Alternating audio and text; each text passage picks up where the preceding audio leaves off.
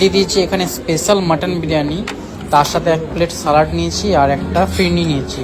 তো দাদা আমাদের এখন দু জায়গায় সার্ভ করে দিচ্ছে। এই মাটন বিরিয়ানিটা নিয়েছে 560 টাকা, এর সাথে জিএসটি ট্যাক্সও আছে। কিন্তু মাটনের সাইজটা আমার দেখে একটু ছোট ছোট মনে হচ্ছে, কারণ কি যদি কম্পেয়ার করে অন্য বিরিয়ানির সাথে, দিবাপি হোক বা দাদা বৌদি বা আদার্স কোনো বিরিয়ানি হোক, আমিনিয়া বিরিয়ানি, তাদের একটু সাইজটা একটু এর থেকে একটু বড় হয়। আর আমি জানি না, রাতে এসেছি সেজন্য লাস্ট মুমেন্ট, সেজন্য এরকমই আছে হয়তো পিস বেঁচে, সেজন্য বড় সেরকম পিস নেই, কিন্তু পুরোটাই রেয়াজি পিস রয়েছে এখানে, রেয়াজি খাসি। আর খুব ময়েস্ট রাইসটা, খুবই সুন্দর একটা ফ্লেভারের গন্ধ বেরোচ্ছে, যেটা একটা আতর ফ্লেভার টাইপের গন্ধ বেরোচ্ছে পুরো। এমনি কারিমসে ঢুকলে পুরো যে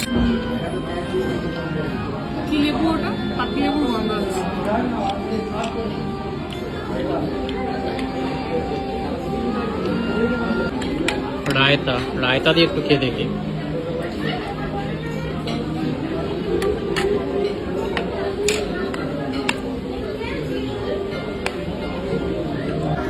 রায়তা দিয়ে খেতে কিন্তু ভালো লাগছে, রায়তাটা বেশ ভালো। আলুগুলো পুরো ভেঙে গেছে, কেন ওটা কোনো আলু নেই, নরম আর ভেঙে গেছে। আলুগুলো মেবি চন্দ্রমুখী আলু টাইপেরই মনে হচ্ছে আমার।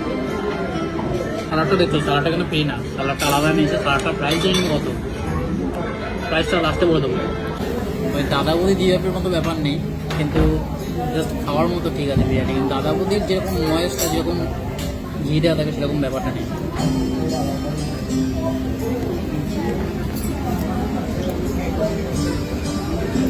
আর হলো মাটনের পিস, আরও কিছু গুঁড়ো গুঁড়ো হয়ে পড়বে যায়। রাইসের কোয়ান্টিটি একটু কম, স্পেশাল মাটনে আউদের কিন্তু রাইসের কোয়ান্টিটি অনেক বেশি ছিল।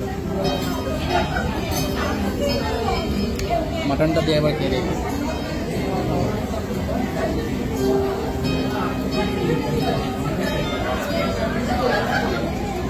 মাটনটা খুব জুসি আর গরম। এটা নিয়েছি আমরা ফিরনিটা ওপেন কর।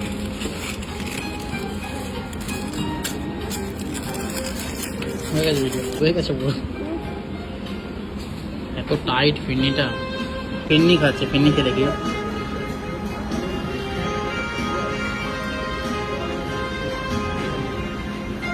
ফিরনিটা সেরা খেতে।